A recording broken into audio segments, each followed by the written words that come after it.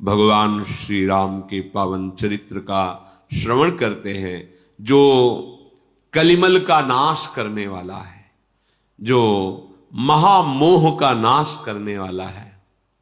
महामोह महिषेश विशाला, राम कथा कालिका कराला।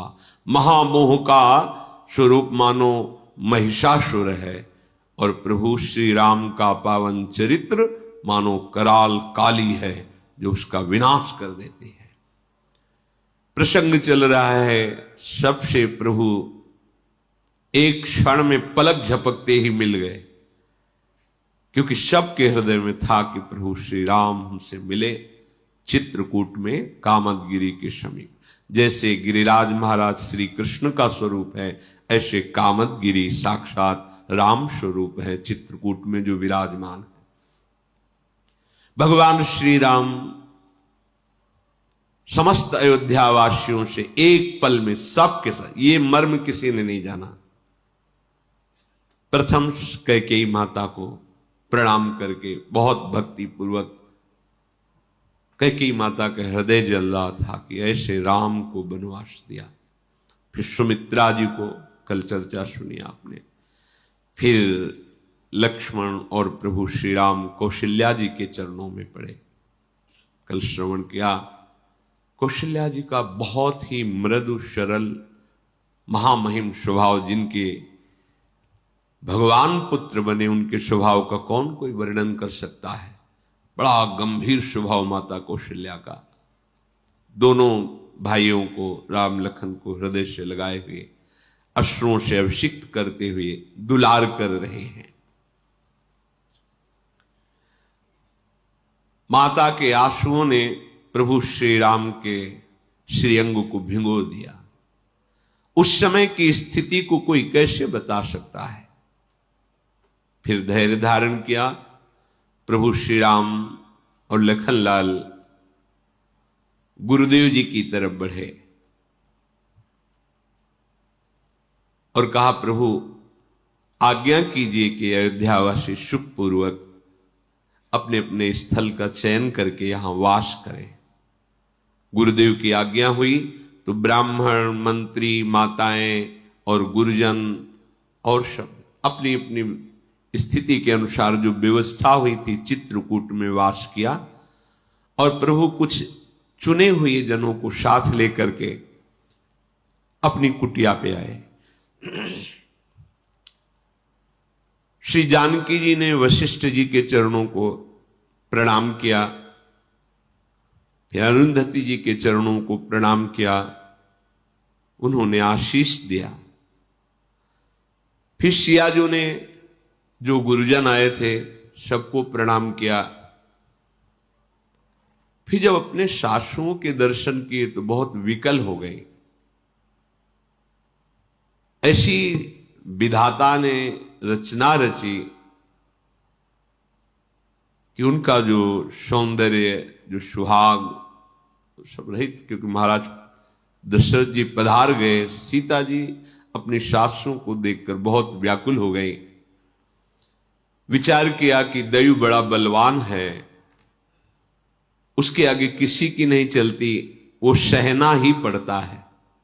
ध्यान दीजिए, दयु बड़ा बलवान है, उसके आगे किसी की नहीं चलती, सहना ही पड़ता है। दवा है सहना, शांत भाव से नाम जप करते हुए सह जाओ, उस समय कट जाएगा, विचलित होने की जरूरत नहीं है। जानकी जी के नील कमल के समान नेत्रों से अश्रु बह रहे हैं। सीता जी अपने जो मां है, सासू है, उनके चरण पकड़ करके मिल रही, वो आशीर्वाद दे रहे, सदा सौभाग्यवती रहो। लागी लागी पग सबन सिय, भेटत अति अनुराग, हृदय असी सही प्रेम बस, रही हो भरी सुहाग। तुम्हारा सुहाग अखंड हो। जब देखा कि सियाजू माता कौशल्या, सुमित्रा आदि सब विरह व्यथा से महाराज की व्याकुल हो गई, क्योंकि उनकी चर्चा हुई। तब परम ज्ञानी वशिष्ठ जी ने बहुत से शास्त्रीय सिद्धांत उपदेश करके, सबको परमार्थ का उपदेश करके शोक का शमन कराया। भगवान श्री राम ने जब महाराज दशरथ जी जो विरह में प्राण त्याग चुके, ये जब बात सुनी तो व्याकुल होकर के पुकारने लगे, हा महाराज,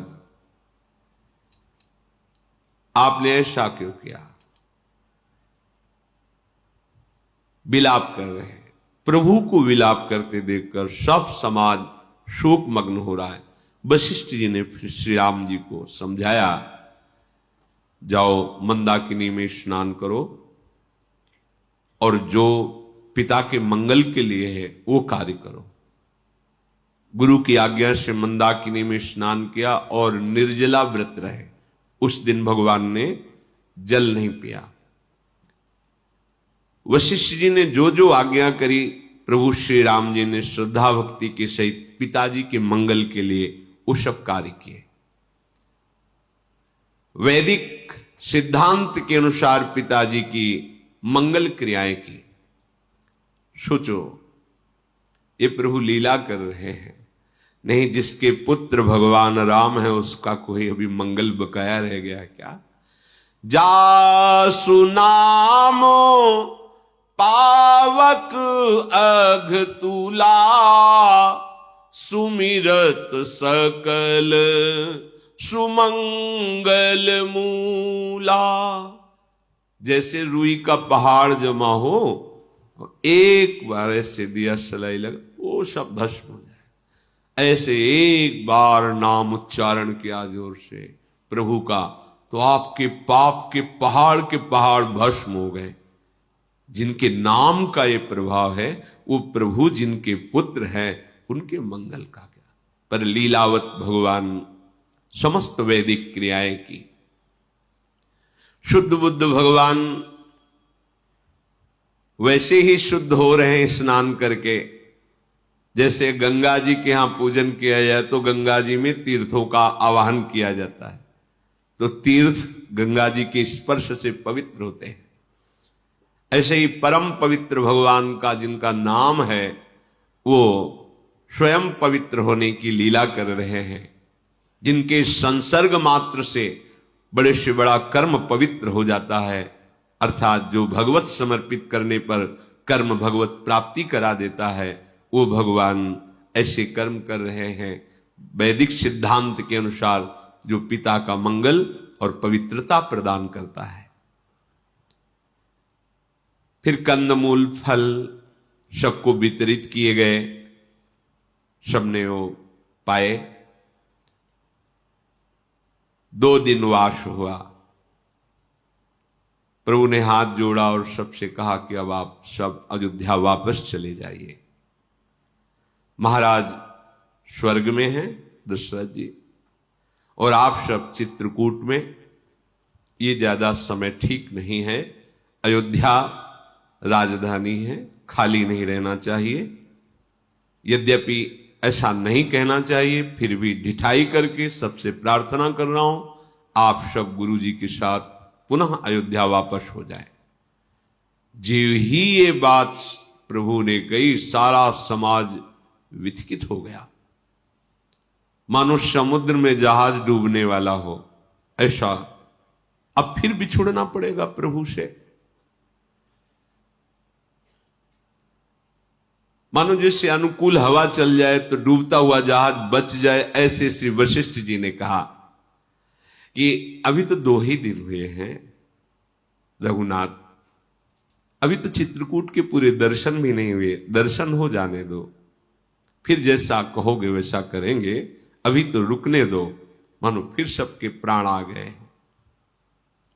सबने भगवत स्वरूप कामदगिरी की परिक्रमा की, आसपास के वन प्रांत का दर्शन किया।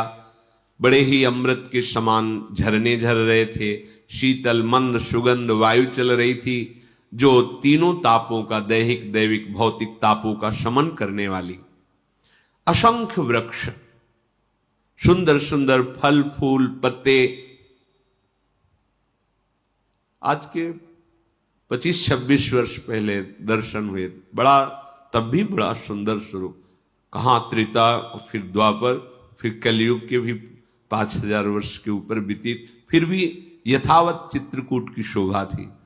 बहुत ही एकदम आनंद में लता पर्वत और श्री मंदाकिनी जी, एकदम निर्मल जल, मनोमोहक, भजन के लिए बहुत ही आकर्षणकारी, स्वाभाविक, सहज वैराग्य भूमि, सहज भजन का स्फुरण। सुंदर सुंदर कुंड हैं जिनमें कई रंग के कमल खिले हुए हैं, भौरे गुंजार कर रहे हैं। कोल की रात, भील आदि जो जंगल में रहने वाले हैं वो सुंदर फल चयन करते हैं, शहद चयन करते हैं, और सुंदर सुंदर अंकुर और बूटियां वो सब ला करके प्रभु के सामने रखते हैं कि इनसे अयोध्या वासियों को सुख पहुंचाया जाए। वो विनय पूर्वक प्रणाम करके जो जो वस्तुएं लाते हैं उनका नाम बताते हैं, उनका स्वाद बताते हैं। तो अयोध्या की तरफ से आए हुए जो मंत्री आदि थे उनको भेंट देते हैं। वो कान पे उंगली, नहीं नहीं नहीं, आप ऐसा मत कर, तो फिर हम नहीं पाएंगे आपकी वस्तु। वो बार बार कहते कि नहीं, हमारे प्रभु ने पाया है और आप प्रभु के नगर से आए हैं, तो प्रभु जैसा प्रेम आपके भी हृदय में होना चाहिए। हमारे प्रभु तो प्रेम को पहचान करके हर वस्तु पाई, फिर आप क्यों नहीं पाएंगे? अच्छा, हम जंगली हैं, ये हीरे जवाहरात मणि रुपया लेके क्या करेंगे? नहीं, हमें आपका प्यार चाहिए, आप हम पर कृपा करें और आप ये पा लें, यही हमारी भेंट होगी। कितने बड़े भाग्य हैं। उन कोल भील जंगल में जो रहने वाले हैं उनकी बात सुन करके अयोध्या के जन वो फल, शहद, जड़ी बूटियां जो भी लाए वो स्वीकार कर लेते हैं। फिर वो हाथ जोड़कर कहते हैं कि देखो, हमारी जो बड़ाई है ना वो यही कि हम आपके वस्त्र न छीन ले, या हमारी अति बड़ी सेवकाई ले ही न बासन बसन चुराई। हम लोग जंगली हैं, हमारा स्वभाव मृदु नहीं है। हम जड़ जीव, जीवगण घाती, कुटिल कुचाली कुमति कुजाती। रात दिन हमारा इसी में जाता है, इसको मारा, उसको खाया, इसका छीना। ऐसा ये जो आप कुछ देख रहे हो ना, ये राम जी का प्रताप है। मेरे में ऐसी उदारता, विनय, प्रेम, ये कितना दैन्य, देखो कितना दैन्य कि हमारी, अगर आप सेवा समझ रहे हो तो सबसे बड़ी सेवा ये समझ लो कि आपके वस्त्राभूषण नहीं छिनाया, यही हमारी सेवा है। क्योंकि हमारा स्वभाव यही है, रात दिन हम यही करते हैं कि अमुक जीव को मारा, उसको पका के खाया, ऐसा किया, वैसा। ये जो हमारे अंदर आपको दिखाई दे रहा है, ये राम जी आप पधारे, ये उसका प्रताप है। इसमें एक आंतरिक भाव भी निकलता है कि हम कितने भी गिरे आचरण वाले हों, यदि हम भगवान का आश्रय ले लेते हैं तो हम ऐसे प्रशंसनीय सद्गुणों से युक्त हो जाएंगे जिनकी साधुजन सराहना करते हैं। आज उनका चरित्र रामचरित में गाया गया। क्यों? क्योंकि उन्होंने भगवान का आश्रय ले लिया, उन्होंने भगवान को अपनी सेवा समर्पित कर दी। वो खुद कह रहे हैं, जब ते प्रभु पद पदुम निहारे, मिटे दुसह दुख दोष हमारे। ये तो आप जो देख रहे हैं ना, ये केवल प्रभु के चरणों के दर्शन से है। हमारे सारे दुख और सारे दोष नष्ट हो गए। उन जंगली कोलभीलों की बात सुनकर अयोध्यावासी बलिहार हो रहे। कितनी दैन्यता, कितना प्रेम इनके हृदय में। अब तो दिन प्रतिदिन आनंद बढ़ने लगा। आज यहां दर्शन करना है, आज वहां दर्शन। पूरे अयोध्यावासी प्रभु श्री राम के मुखारविंद को देखकर, चित्रकूट की शोभा देखकर मगन हो रहे। एक एक दिन ऐसे व्यतीत होता है जैसे पल व्यतीत हो गए, एक क्षण में व्यतीत हो गए। जब दुख का समय आता है तो एक एक क्षण ऐसा लगता है महीनों वर्षों का है, और जब सुख का समय आता है तो एक एक दिन ऐसे निपट जाते हैं मानो अभी पलक झपकते निपट गए। शियाजू अपने कई रूप रख करके अरुंधति जी, पूज्य श्री कौशल्या जी, सुमित्रा जी, कैकेयी जी, इनकी सेवा में।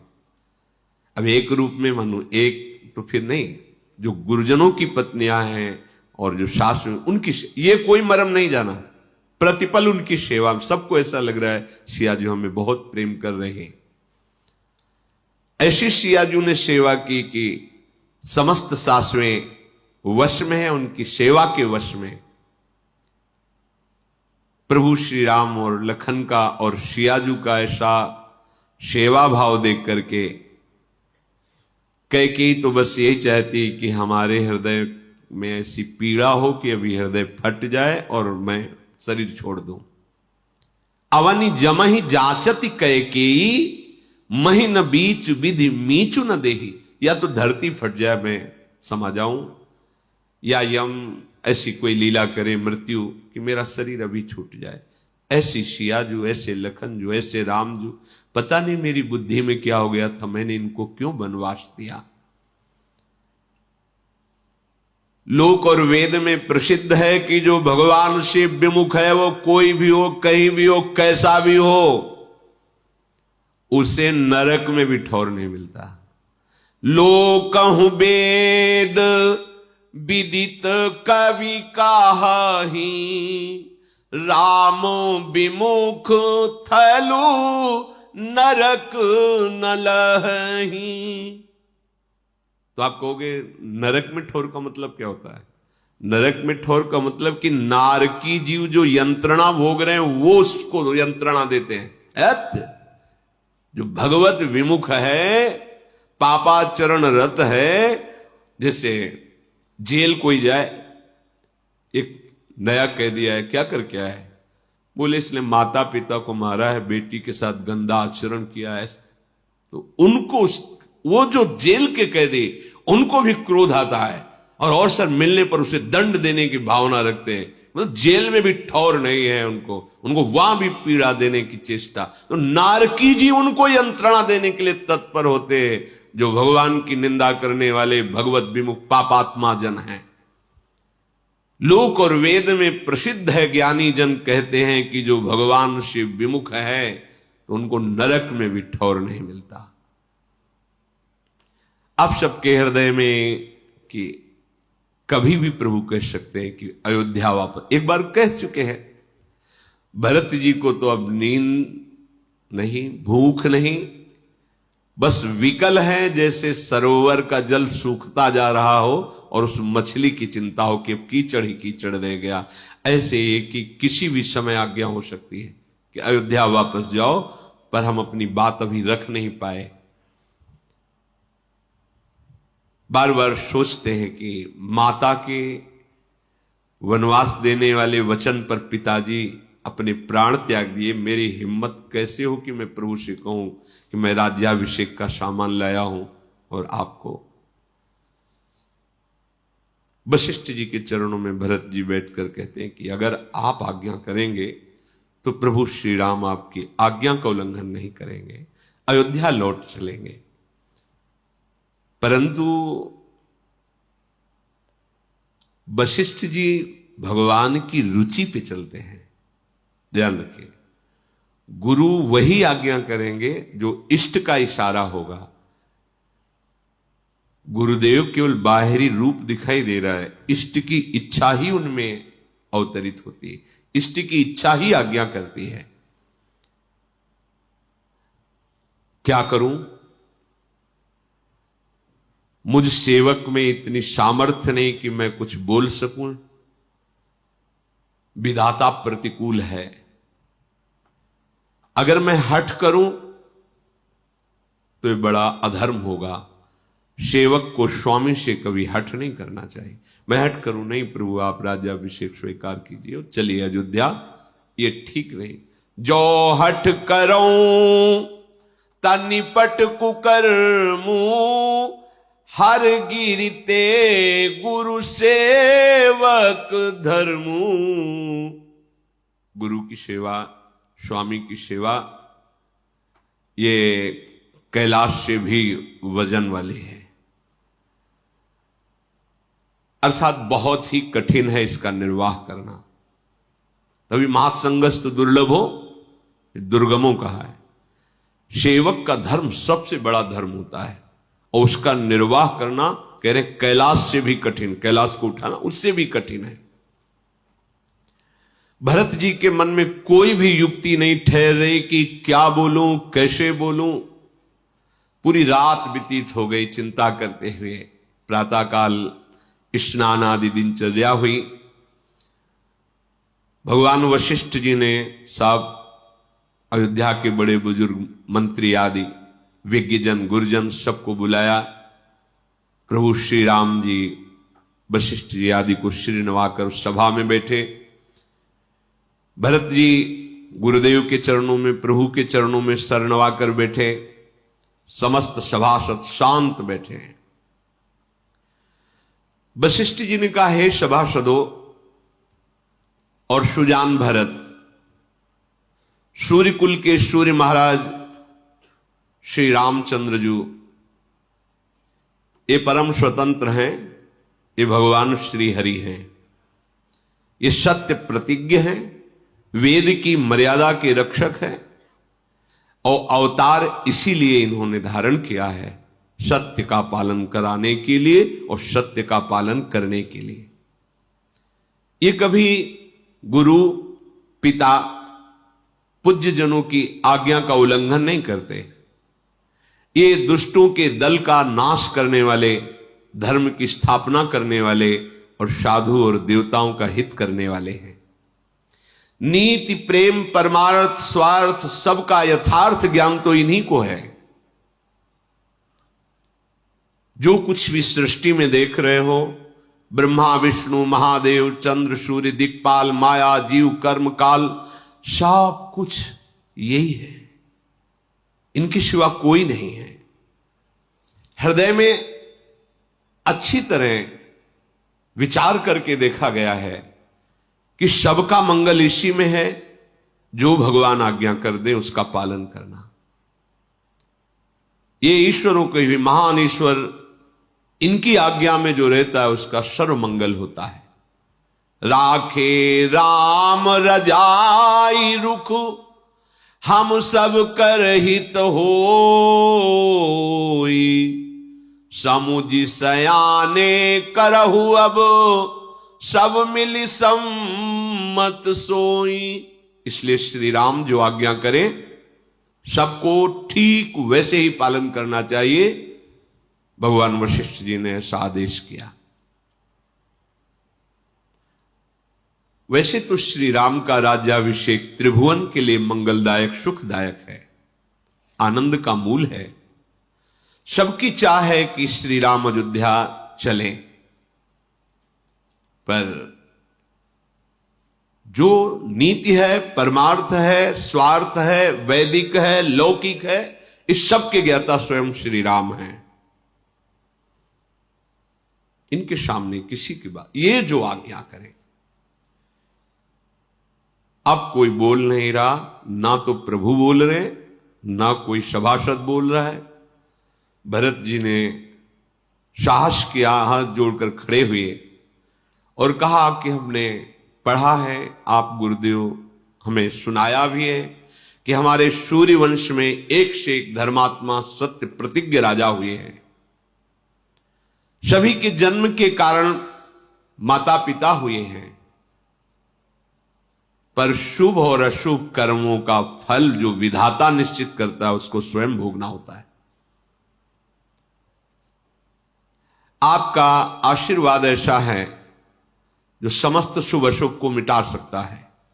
वशिष्ठ जी से भरत जी कह रहे हैं, हे गुरुदेव, माता पिता तो जन्म का कारण होते हैं, लेकिन कर्म स्वयं किया जाता है, इसलिए उसका परिणाम स्वयं को भोगना होगा। पर आपका आशीर्वाद ऐसा है, गुरु कृपा ऐसी है, जो शुभ अशुभ दुर्ग विध्वंस बल, शरण निरापक पद रमित सकल अशुभ शुभ नंस, देत सहज निश्चल भगत सु, जय जय श्री हरिवंश, जो शुभ अशुभ का नाश कर देती है, समस्त कल्याणों का विधान कर देती है। जगत जानता है कि आपके आगे विधाता की भी चाल नहीं चलेगी, आप भले कुछ कहें, लेकिन हमें विश्वास है आपने जो टेक रख ली, विधाता की भी ताकत नहीं कि आपकी टेक को तोड़ सके। सो गुसाई विधि गति जे छेकी, सकई को टार टेक जो टेकी। इसलिए मैं आपसे ही उपाय पूछता हूं, प्रभु तो बोल नहीं रहे, आप आदेश कीजिए हमारे लिए और हमारे प्रभु श्री राम के लिए। आप हमारे कुल के गुरु हैं।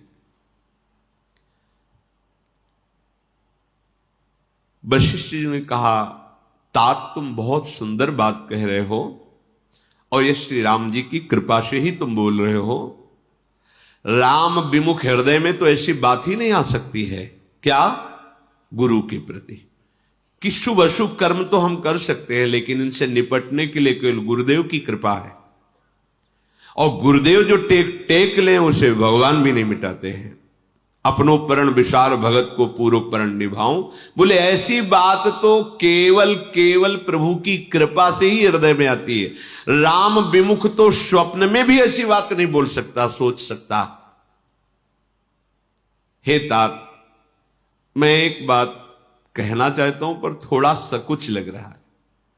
बुद्धिमान वही है जो सर्वस्व को जाता देख ले कि सर्वस्व जा रहा है, तो आधे को पकड़ ले, आधा छोड़ दे, पूरा क्यों जाने दे। अतः मेरे मन में बात आ रही कि अगर तुम दोनों भरत शत्रुघ्न वनवास करो और लक्ष्मण सीता सहित राम वापस अयोध्या चले जाएं, कैसा रहेगा? भरत जी शत्रुघ्न जी आनंदित होकर खड़े हुए। कैसी स्थिति? मन प्रसन्न तन तेजु विराजा, जनु जिय राव राम भय राजा। बहुत प्रसन्न है शत्रुघ्न, आंखों में आंसू आ गए और कहा, गुरुदेव कृपा कर दें। आप कहते हो 14 वर्ष वनवास, यदि मेरे प्रभु अयोध्या वापस हो जाएं और वो समस्त प्रजा को महान सुखदायी होगा और इनका राज तिलक हो, तो कानन करूं जन्म भैरी बासु, यही ते अधिक न मोर सुपासु। यदि गुरुदेव आपने जो बात कही ये प्रभु मान लें, तो 14 वर्ष क्या, आजीवन पर्यंत मैं वनवास करूंगा, कभी अयोध्या नहीं आऊंगा। पर प्रभु वापस हो जाए। अगर इस बात में थोड़ी भी हम कपट वाली बात रख रहे हो, तो अंतर्यामी राम सिंह तुम सर्वज्ञ सुजान, जो फुर कहूं तनाथ निज कीजी बचन प्रमाण। प्रभु श्री राम अंतर्यामी है, आप परम ज्ञानी सर्वज्ञ हैं, सब कुछ जानते हैं। अगर मेरे हृदय में थोड़ा भी कपट हो इस विषय में कि मैं बना के बोल रहा हूं, तो प्रभु आप जान, आजीवन वनवास करूंगा हम दोनों भाई भरत शत्रुघ्न, बस श्री राम राजा हो और अयोध्या सुखी हो जाए। भरत जी के वचन सुनकर सारी सभा मुनि वशिष्ठ सहित सब प्रेम मगन हो रहे हैं।